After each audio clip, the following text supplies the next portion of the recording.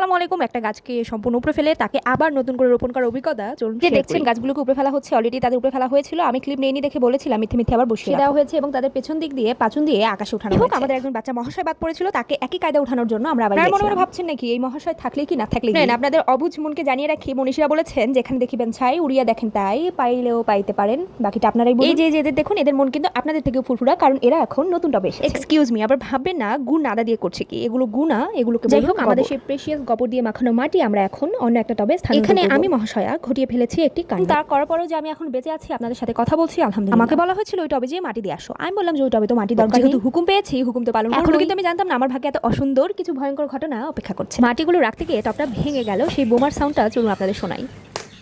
আমি খুব সতর্কভাবে আশেপাশে তাকালাম, না কেউ শুনতেও পাইনি, কেউ দেখতেও পাইনি। সবার কান্তরা আমি আপনার মতো খারাপ। আমি কিন্তু সফল প্রমাণিত হলাম এবং আমাকে আবার দায়িত্বটা দেওয়া ঘটলো বিপত্তি। এমন একটা চিল্লানি পাশ থেকে শুনতে পেলাম, ভেবেই ফেললাম যে হাই হাই ধরা তো পড়ে গেলাম। না, একটা কুকাম করে তো আমার শান্তি হবে না। বলা হলো ওই টবে কেন মাটি দিয়েছো, ওই টব তো ভর্তি। ভাই ভাই বলেন আপনার সাক্ষী, আমি কিন্তু বলেছিলাম যে ওই টব তো ভর্তি, কেন ওই টবে দিব? যাই হোক, এবার নিশ্চয়ই শিক্ষা হয়েছে এবং আমাকে গুরুহাট থেকে অব্যাহতি দেওয়া হলো। মাটিগুলোর উপর এভাবে আলতো আলতো ছোঁয়া দেবেন, ছোঁয়া দিয়ে তাদেরকে একদম পিটিয়ে সমান করবেন, পরে এভাবে একটা কাচুন দিবেন। হ্যাঁ ভাই, আজকের ঘটনা এখানে শেষ। কখনো গাছ রোপণ দেখেননি? দুনিয়া মশাইগুলোকে আমরা সেভাবেই রোপণ করি। কালকে আবার আসবেন, ধন্যবাদ।